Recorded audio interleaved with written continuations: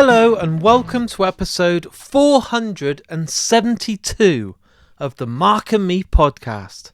As always, I'm your host Mark. Now I'm thrilled to announce that joining me on today's episode is James from the amazing band Deaf Havana. This is a guest that I've seen many people, so many of my listeners, so many of my followers suggest to get on the podcast, and you know what it's like, it's all about getting the guests at the right time. And I think this is James's moment to come on the podcast, talk all about the band's history, mental health, the new album, which is absolutely awesome, which is out now. If you haven't listened to it, go and listen to it right now. It's called We're Never Getting Out. It came out in October, and truly it's a contender for one of my albums of the year. And it's just everything you'd expect from Mark and me. We hit it off straight away. We get quite deep. I just love it, and I will get to that interview with you in just a couple of minutes' time. But before I do, I always use each and every intro of Mark and me to quickly touch base and talk about my last episode. And I can't ignore the fact that it was one of my biggest episodes to date. I was joined by the incredible Miles Kennedy from Alter Bridge. This interview blew up massively, so thanks to all the new people that have jumped on board and started now listening because of this interview, all the amazing fans that have stuck around and have took the time to share it, and again to Miles Kennedy for taking the time to share it too. It went absolutely huge, the numbers were insane, and I had such a great time, and I've loved all the emails that I've received, all the Facebook and Instagram and Twitter comments. I read them, I reply to each and every one, and thanks so much because it really was one of my biggest highlights. But today it's all about an amazing band, Deaf Havana. I can't wait to go and see them when they're playing next. You need to listen to the new album, and I hope you all enjoy this interview as much as me. So here's me and James from Deaf Havana.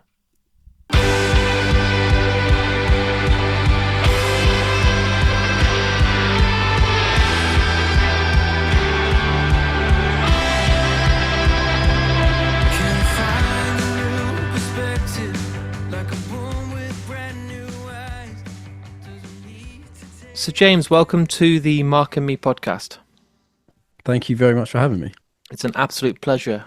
James, what I do with all guests that come on the podcast, even if you've been on before, but this is your first time, is I love to take it right back to the very beginning. And when you were growing up as a kid, maybe you had a job to try and earn some money, or friends or family members that gave you the album. But do you remember the first album that you physically bought with your own money, even if it's a cringy, really embarrassing one that you don't normally tell anyone?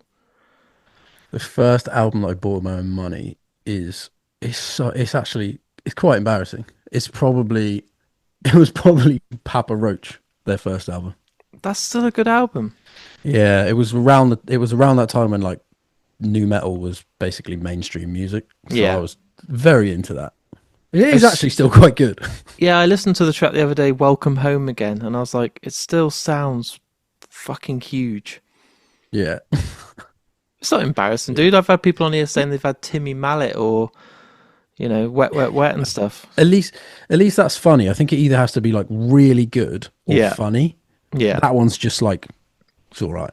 Yeah, I think it's okay. And I think that then is the gateway to lead to other bands. So you then get heavier and you like the introduction of guitar-based music, so you'd be like then discovering Deftones and all the stuff that comes from it. But what about live music? So I tell this story in every episode, but I was very lucky. I'm 43 now, so my first gig, I was a kid and my parents dropped me off in Wolverhampton, and I went to see Green Day on their Dookie tour.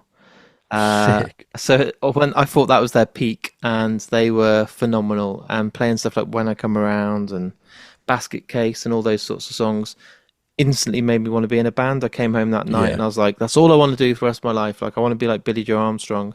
And I wondered, did you have a great first? Well, surely it wasn't Papa Roach. What was your first ever gig? No.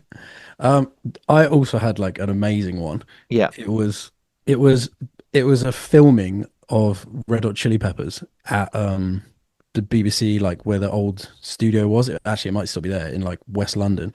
But my grandparents' next door neighbor used to work for their record label, so she got me like tickets to it, and yeah, that was pretty amazing. That's phenomenal. It was really small, and I had the same thing though. When I saw John Frusciante playing guitar, I was like, I just, I mean, I already was kind of like playing music, but not on stages. So I saw him play guitar, and I was like, yeah, that's exactly what I want to do. They have such a. I love that. You know, I love that band, but they're so hit and miss live. I've seen them, I I think at know. Reading, and they were terrible, like terrible. And then I saw them at their own gig, and they were phenomenal. And I Yeah, always go back to Blood Sugar Sex Magic as one of the best produced albums out there. Like it's textbook. I'm like, it's it's incredible. flawless. Yeah. The drum sound on that album is insane. Yeah, Like, Rick Rubin just the way he did it, and obviously you can see the making of. It's just mind blowing. yeah, Anyone that wants to get into recording bands, like it's phenomenal. And John Visconti, when he's with them and playing and isn't going off doing other things, or they've kicked him out, they're yeah. absolutely unbelievable. So I suppose it's one of your first ever gigs. I don't know how you'd really top that. You must have come home thinking, if every gig's like this, you're going to spend all your money and time going to gigs. Yeah, and then I very quickly found out that every gig is not like that. Yeah, I But was there going to was, say, yeah, yeah, it was a bit of a. That's the problem when your first gig is like something that amazing. Every when you go to like local gigs and stuff, it's kind of like, yeah, not as good as it. yeah, But I that's mean, fair enough. it was fine. Like it was the the gigs I went to after that, I still really enjoyed. It was just that one had like a profound like effect on me, and I still love John Frusciante. Like he's the Yeah. main reason I play guitar. That's phenomenal. So, I suppose at this age, you're coming home, you want to be in a band like we talked about, you want to be like John Frusciante, you want to play guitar, you know, hopefully make a living, but you don't think about that, do you, at that age? It's more of No, a dream, like you stand in front of your mirror hoping that could be, you know, you yeah. could be the next Kurt Cobain. When was it that you first kind of found like-minded musicians? Was it at college? Were you like around friends doing the whole covers band and Battle of the Bands sort of projects, or surely it wasn't straight into the Deaf Havana? It almost was. It was at high school because Right. we grew up in like Norfolk, which is there's nothing to do there, and I, like honestly, it is insane. Like that's why there's so many people that are like alcoholics or Yeah. just you know what I mean. Like there's literally nothing to do. But there was a few people in my year that were also really into the same music as me. So at lunchtime, we would just like get together and play music. So it started at school, but we did so like a, a couple of our members left during like COVID, but up until that point, they were the same members in our band since like 2005 or 2006. So it was almost straight 20 into years, Death man. Havana. That's I unreal. know, absolutely insane. Obviously, we didn't we weren't called Deaf Havana. There was like different names, Yeah. and there was slightly different people. And initially, I was just a guitarist because I still don't want to be a singer. Like I don't enjoy being a front man. I just wanted to be John Frusciante. But yeah, it was basically almost straight away into that band, which is That's just phenomenal. it's mad. So let's say it's 20 years ago. So are you sitting there at that point just doing it for fun? Are you just with your mates, like-minded musicians, just no expectations because you're young, you're Absolutely. naive, you're not going to think you're going to be the next Nirvana. You just out there, just having fun, just seeing what happens. Absolutely. And that didn't change for a long time. I still only did it for fun. Even when we were still getting some sort of like traction, I Yeah. still only did it for fun. But yeah, at that particular point, because of where we lived, it was so remote. Like I didn't even, not only did I not envisage that for myself, I didn't even think it was a possibility to be able to like get out of there. And I didn't think it was a like a job option, if you No. will. I just thought this is something we do because we love it. And It's, that's the hard yeah, thing, isn't it? Because everyone's young, everyone has dreams, ambitions, but you don't turn around to your parents, do you, and say, I'm going to be a rock star? Like, it's their biggest fear. And I talk about this a lot on the podcast, but a lot of parents will turn around and say, you need to get a real job. Like, go out there, get an education. mm, Please get a job that pays us, you know, a salary and has benefits and stuff like that. And, like, is kind of sturdy. To turn yeah, around and say, definitely. Mum, Dad, I want to be in a band, you know, were you genuinely aware of at any point it could become a possibility? Like maybe I could do this and not have to do the whole 9 till 5. Yeah, so like I used to not be, we used to be like heavier and we had a guy that would Yeah. scream and I just played guitar. But the first EP well, no, we recorded a bunch of EPs ourselves, but the first EP we released on like an indie label, that was when I was like, okay, maybe we still were earning absolutely no money. Like we were, Yeah. we were basically living in a Royal Mail postal van that we like somehow managed to get our hands on. But at that point, I was like, okay, maybe this is something I can do. But I still was never like thinking about being able to like make a living off it. I was just, I don't really know. I still was just doing it for fun, but there was little elements where I was like, okay, maybe this would work. But I don't know. I held on to that doing it for fun for a long time. Yeah. I suppose was there a moment that it clicked? Was there that like something that then was enough to tell your friends and family and people that look, something feels real? Like maybe it was a festival and you're on a bigger stage than you anticipated, or more people were coming to your gigs and singing your songs back to you. Was there something that you felt? Do you know what? Like it does feel real now. It's not just a bit of fun, and maybe this could all pay off. Yeah, so that shift definitely happened when our screamer guy left, Yeah. and I became the front man, and then we released our first album with me singing on it. Yeah. And then like the first London show we played, I think it was at the Garage, which was like probably only like 600 people, but it sold out and everyone was singing songs that I'd written in my bedroom. And that was the moment where I was actually like, okay, this is bigger than just playing songs for a laugh with your mates. This is actually something that people want to see and love, apparently. So that was a moment for me, yeah. No, that's amazing. And I suppose that's when you can then really start, I suppose, taking a step back and actually seeing what's happened, because I think a lot of people get caught up in it and don't realize that you're going up the bill. And at each festival, actually, you weren't on that smaller stage, you know, the same year. You've then gone up and you've seen yourself go to the main stage, or you've seen more people buying merch, or actually the new songs people are singing back to you. So you see yourself like evolving, you see yourself growing. And I wondered, do you often get that chance to take a step back and reflect? Are you just too much in the kind of mental space of it just being a one way journey where you're not really able to pull over and see how far you've come? I think at the very beginning when it started going from like playing local gigs to playing like actually even beyond that, when we started getting like radio play Yeah, and like festivals at the very beginning, that all happened quite quickly. So that went from like playing to no one to doing these like cool things in quite a short space of time. So at that point, I was like, wow, this is amazing. I was really taking it in. But then anything after that, I think I just either got used, like this sounds terrible, but kind of got used to it. And I just wasn't really processing it. I was just so like in it. And I definitely took stuff for granted over the years. Like I definitely didn't step back and go, wow, this is actually pretty cool that we've been able to do this. but it's not easy, is it? And taking for granted is quite easy to do because you're just caught up in it, and every day's like an adventure, or there's something exciting happening, and it might feel like a party. But until Yeah, you get time to kind of take it a step off and kind of look back and think, fuck, man, like this is all paying off. This is all where we want to be. It's probably too easy to take for granted because it's just a bit like Groundhog Day. You're doing the same thing. You're writing songs. exactly. You're being with your friends. You're going out on tour. Hopefully, you're selling out arenas. You know, that's the goal of getting bigger and better. So Mm. you're kind of always going to be, I suppose, chasing something that's in front of you. Yeah, exactly. Yeah, it is really difficult to like see the perspective when you're actually like deep in it. Yeah. I found. And how did it feel during lockdown when everything changes, the dynamics change, you lose a couple of members of the band, it's make or break, isn't it? It's sink or swim. Was there a moment when you thought, this is it, like there is never going to be a day that we play as a band anymore because everything's changed? Yeah, very much so. In fact, like things in the band up until that point had already been like deteriorating. Yeah.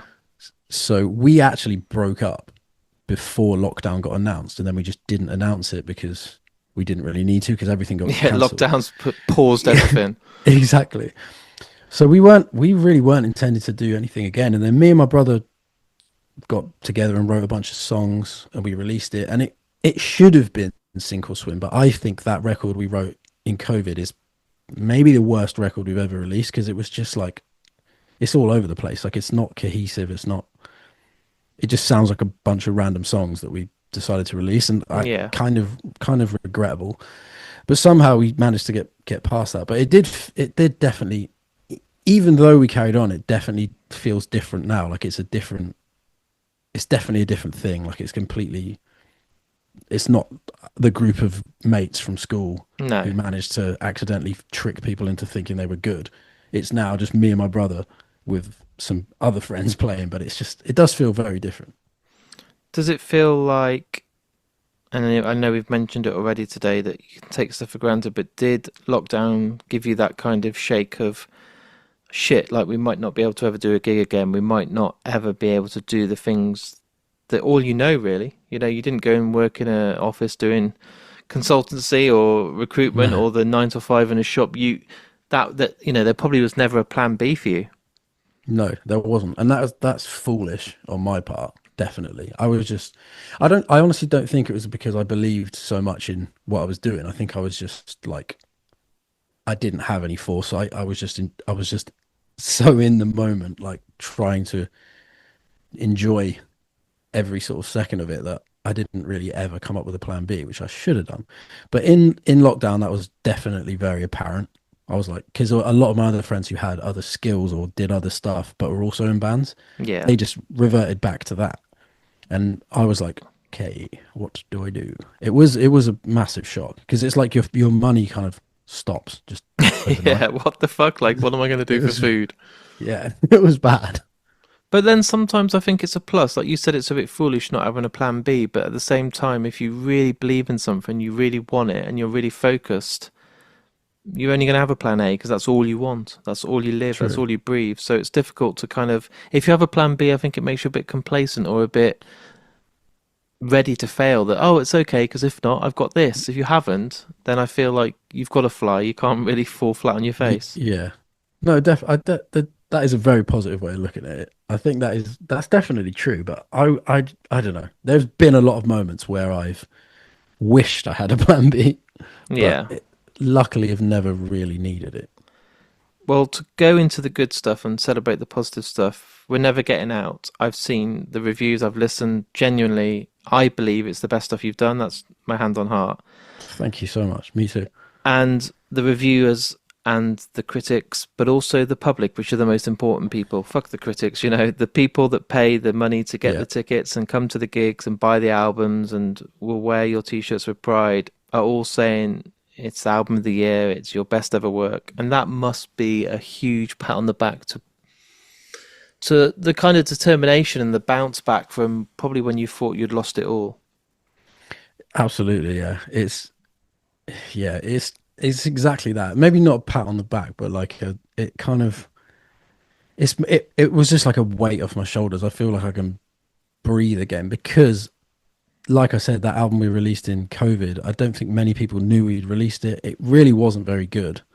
We don't really play any songs off it live now. And to come back with this one, which is, I do believe, like I'm never the biggest advocate for my own music because I'm very like self-deprecating, but this album I would proudly show to anyone and be like, this is my band.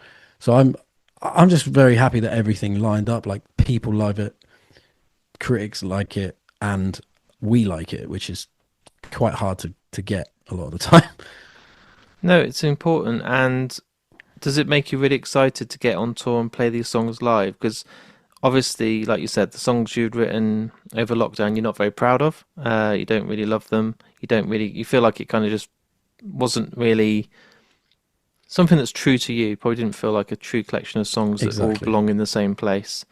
So to have new songs that excite you, that make you love what you do again, surely you're eager to be like, let's just gig as much as we can, play festivals, get out there and really fucking play these songs live. Yeah, definitely. Absolutely. And especially because, like you said, the people that actually buy our Yeah. merch and come to our gigs, they all like it as well. Because there's definitely been times where we've released records that we love and we want to play live, but they haven't been received that well. So the fact that I know people will want to see the new songs live, because that's always another thing.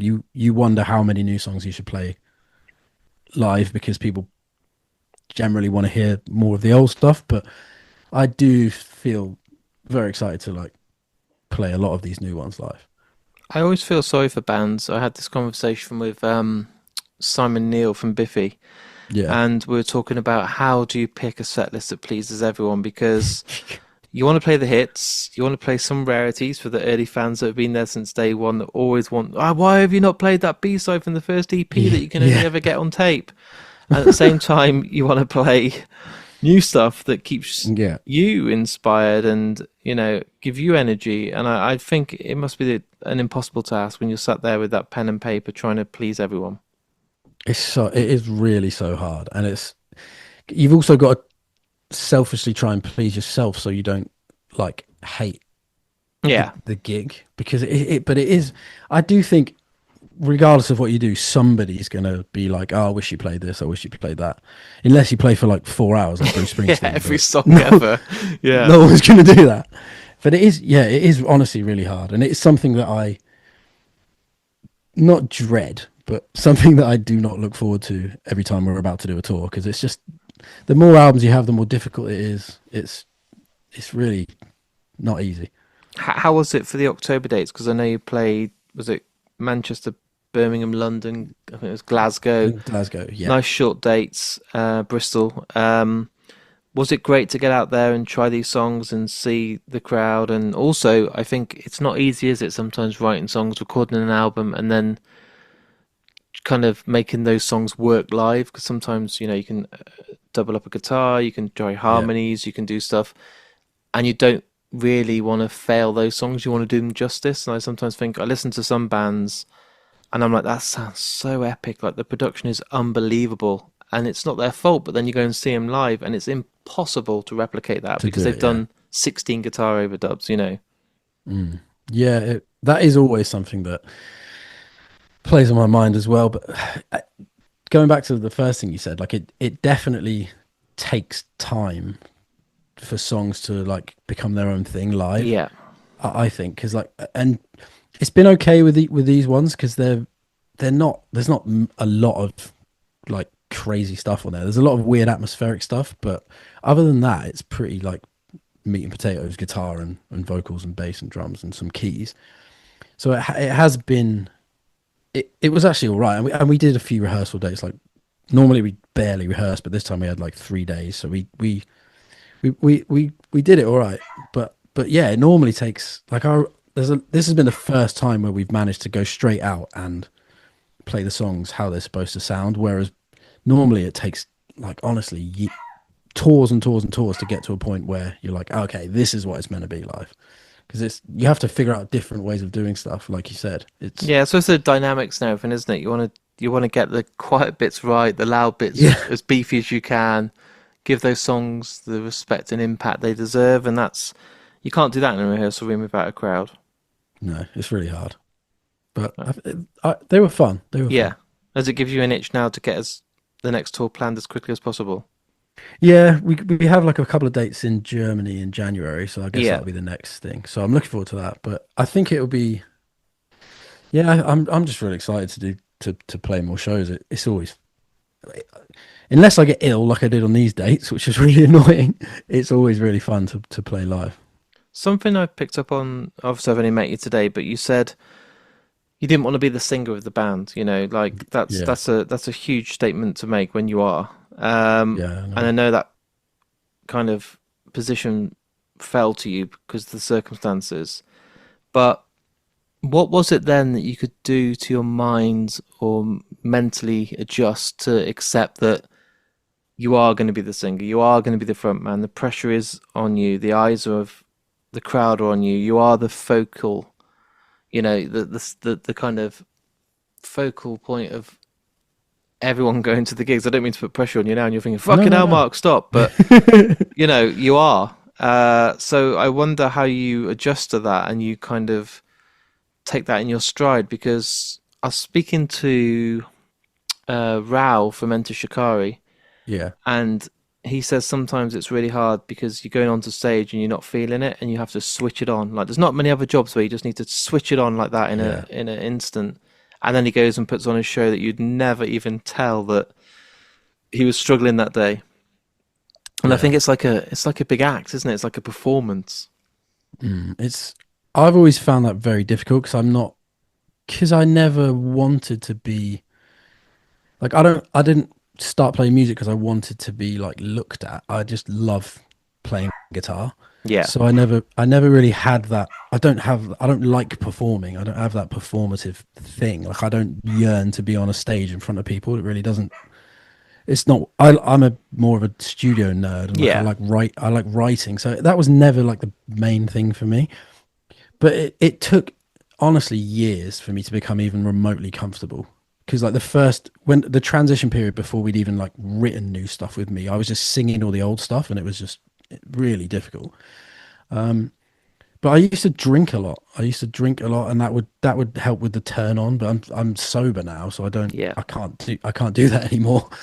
So I it's still really difficult. I just have to try and believe in myself, which is something I really struggle with. I have to try and feel comfortable in the fact that I know what I'm doing up there. There's a lot of elements in my life where I don't know what I'm doing and I feel very No. out of control. But up there, I do know what I'm doing, and I am the best qualified person in the world to be the singer of my band. So Yeah.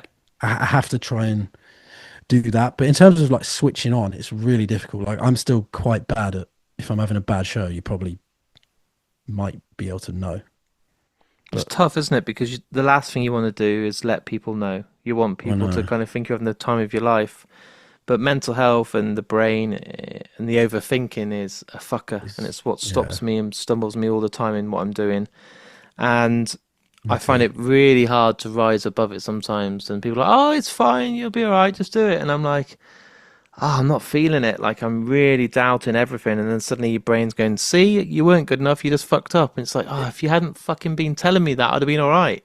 Yeah, that's exactly the like loop that goes on in my brain. Yeah, But I've definitely gotten better at quieting that voice down. But yeah, for the longest time, I just would get not like hammered, but I'd drink before I yeah. go on stage or do a shot before I go on stage, and it does help you kind of get past it.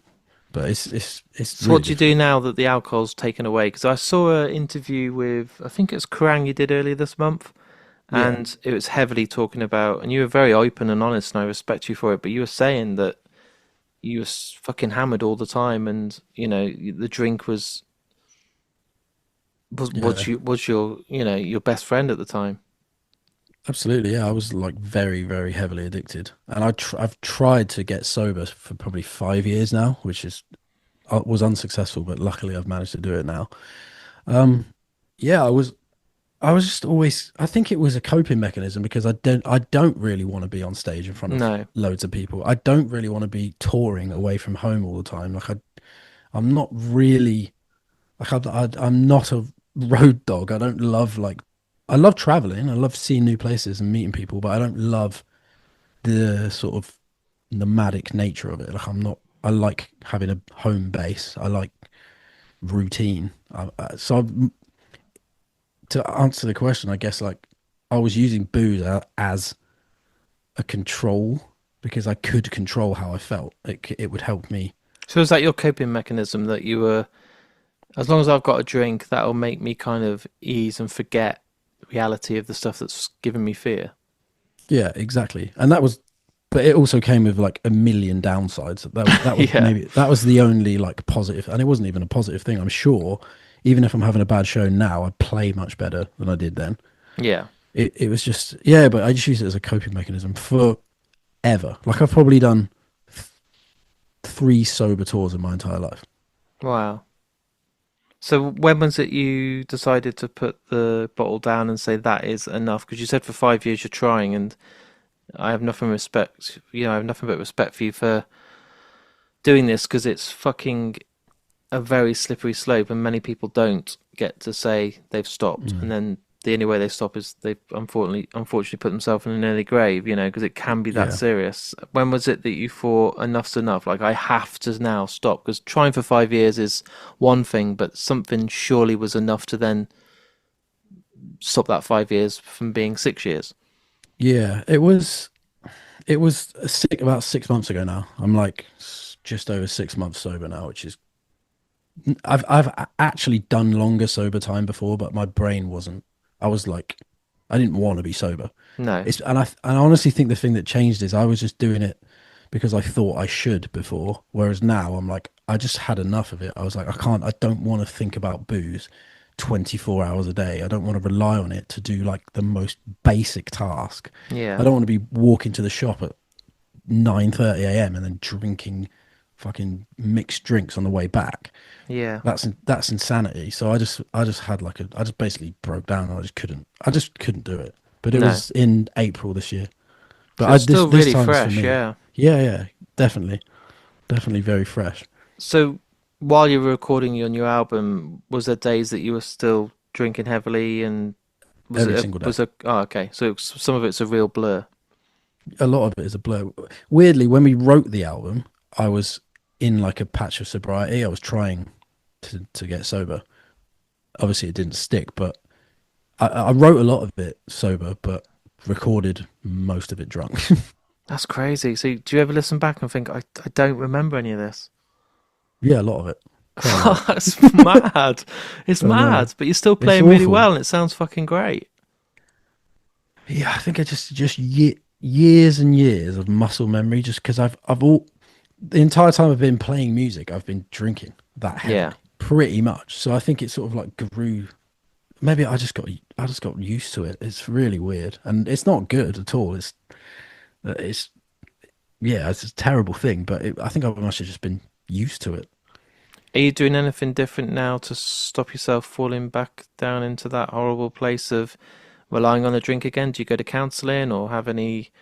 Because for me, Yeah, therapy was the big one. I've done 14 sessions now of kind of therapy, and it's teaching me to try to kind of rewire my whole brain and way of thinking, and looking back at even days of being a kid and what affected me then, it still haunts me today. And I kind of, yeah, absolutely. yeah, I need to carry that and respect it and treasure it instead of it using it as this past kind of nightmare that will always haunt me. And I've got to go back and grab it and cuddle it and hold it and protect it instead of just trying to Yeah, push it away.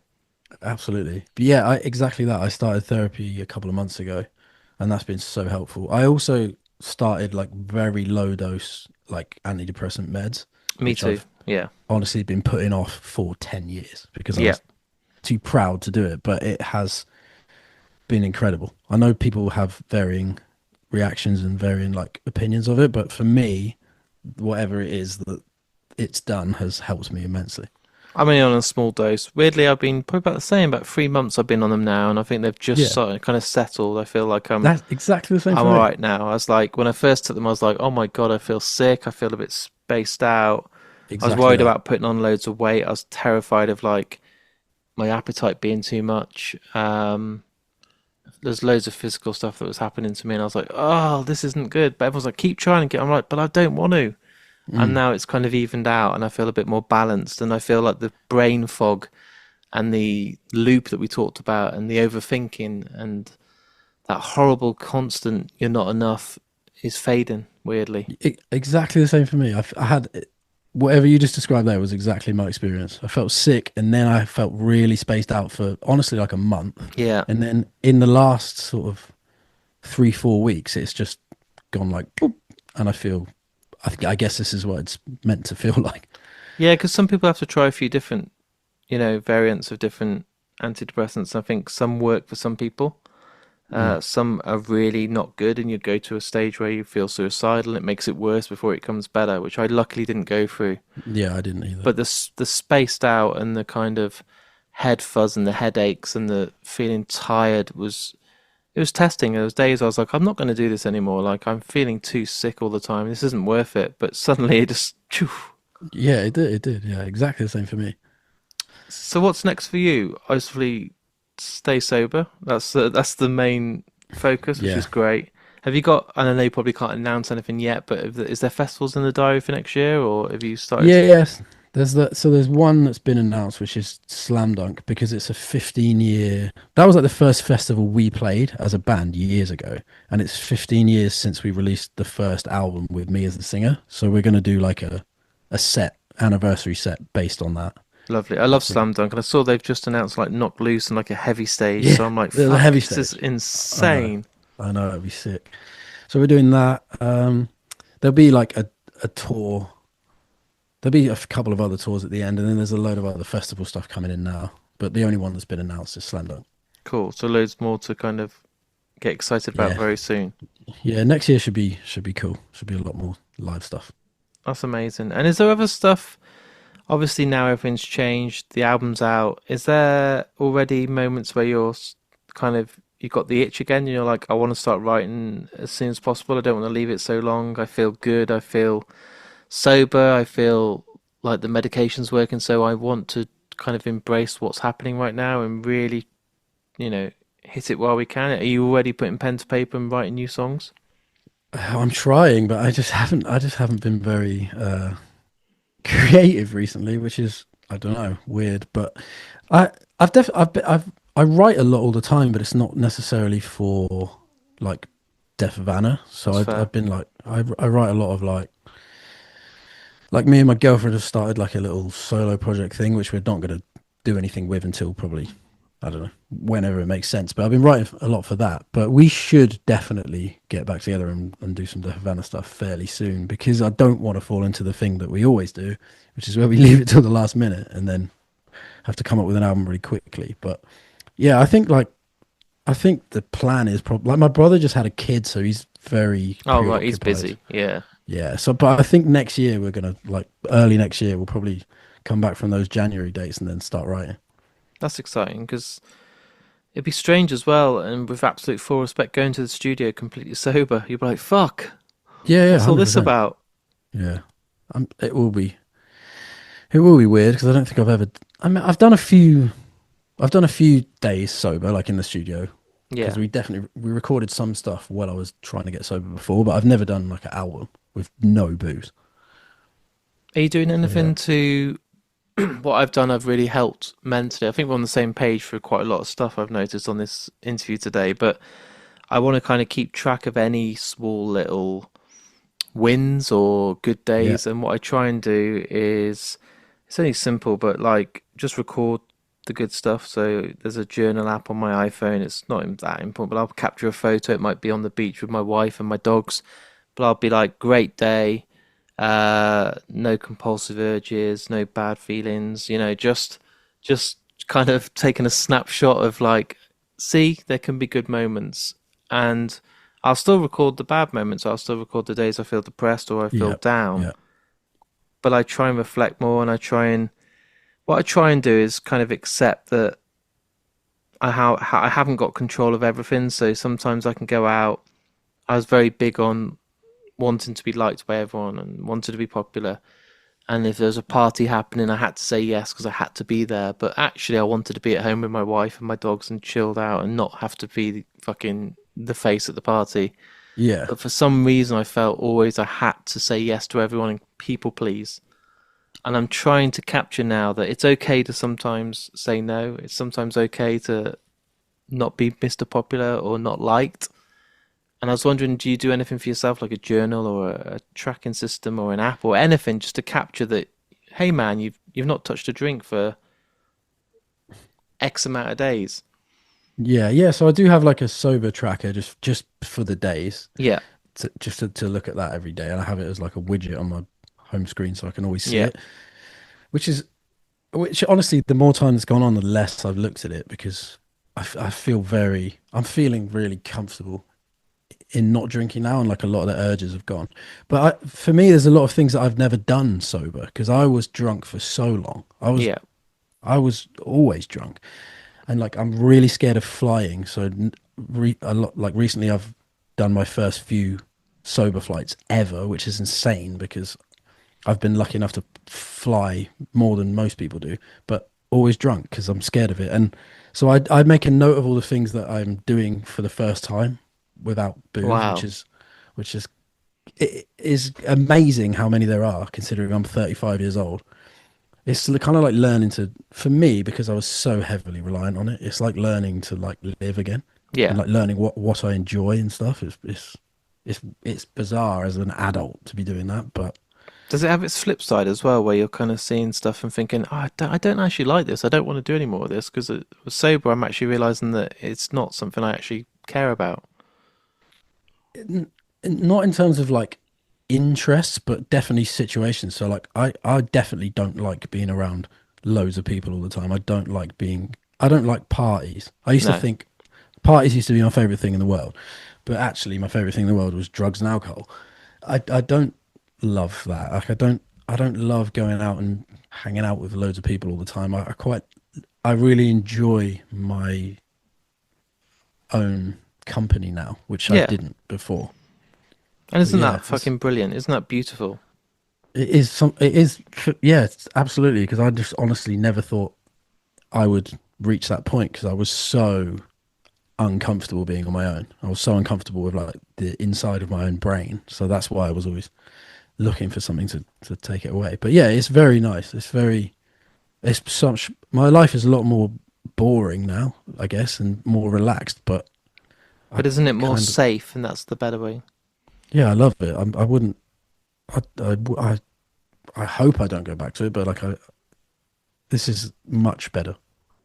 It's beautiful. I'm on the same page. I've just come back from Amazing. a few days away in Pembrokeshire on the beach with my dogs and my wife, just going for walks, National Trust, and enjoying fresh air and just being out seeing them.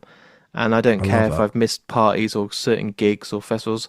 I am really comfortable, really safe. And yes, it's boring, but I used to work from home a lot and I'd sit at home in the same four walls, in the same space, nobody to interact with. And I hated it because I was my own worst enemy. And I was like, right, I've got the day with you today, Mark. Let's have a good day. Well, you're a bit of a shithead, really, aren't you, Mark? Oh, fucking hell. Like, why are you starting me already? It's 9 a.m. Yeah. and then I've got you all day. Fucking hell, go away.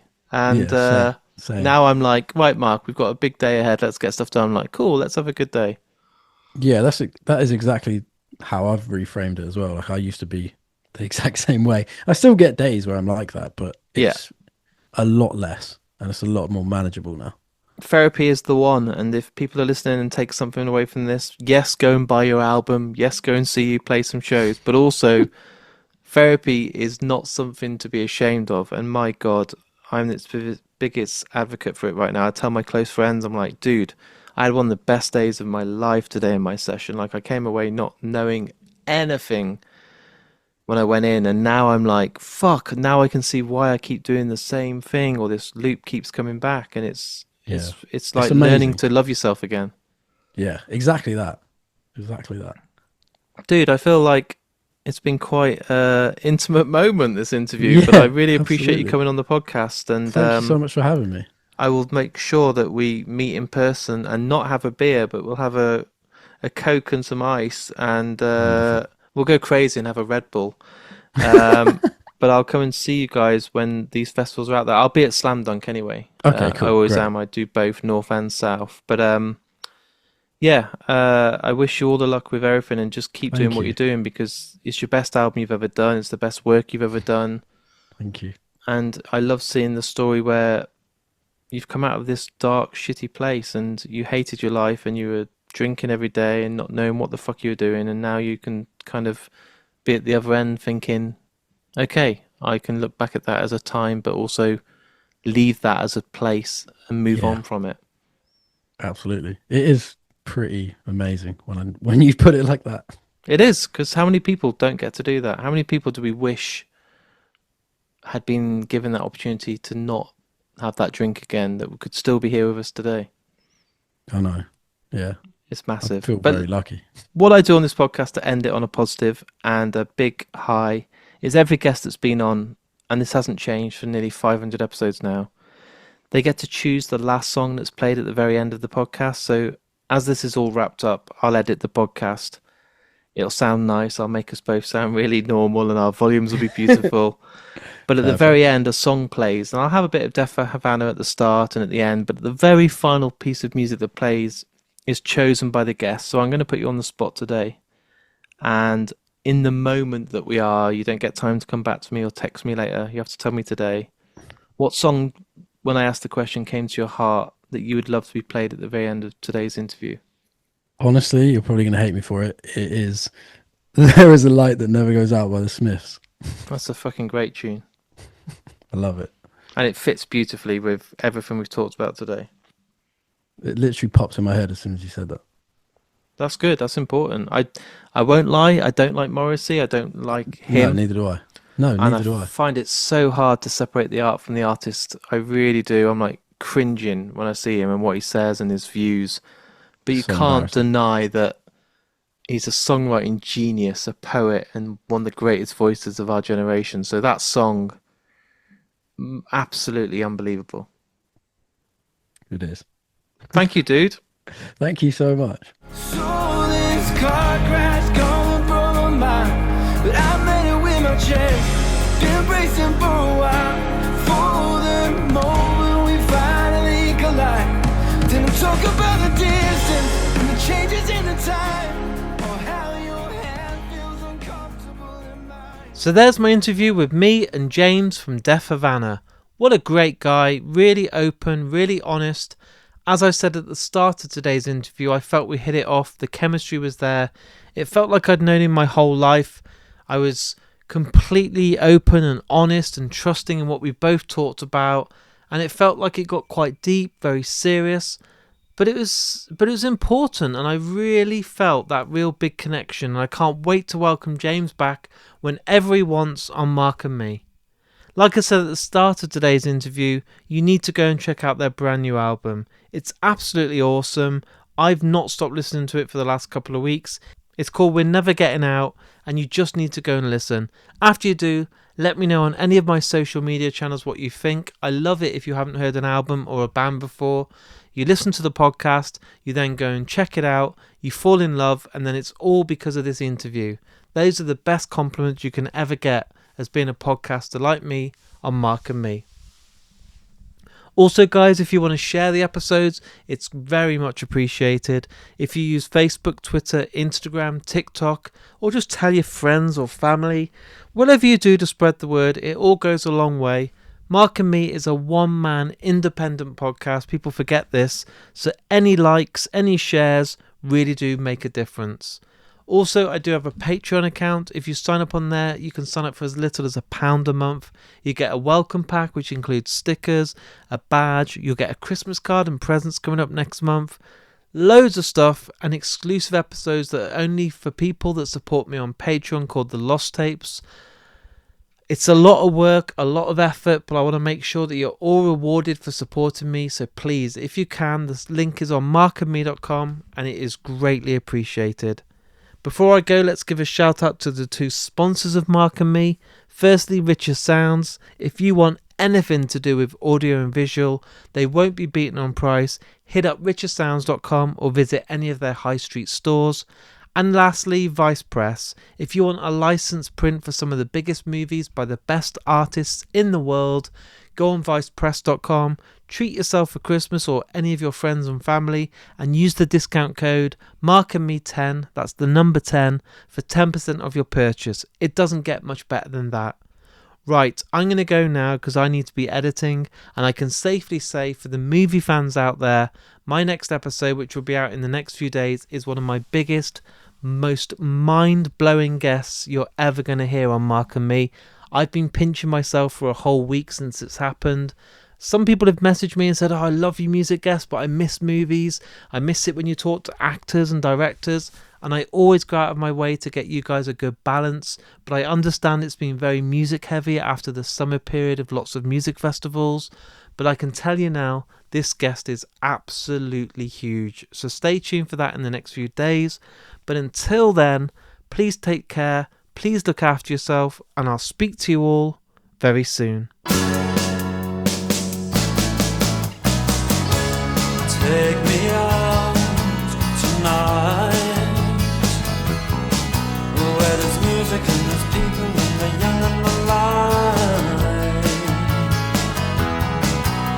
Driving in your car, I never want to go home, because I haven't got one anymore.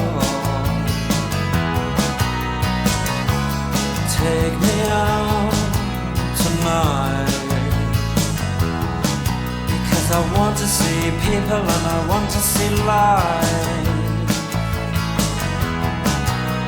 Driving in your car, oh please don't drop me home, because it's not my home, it's their home and I'm welcome no more.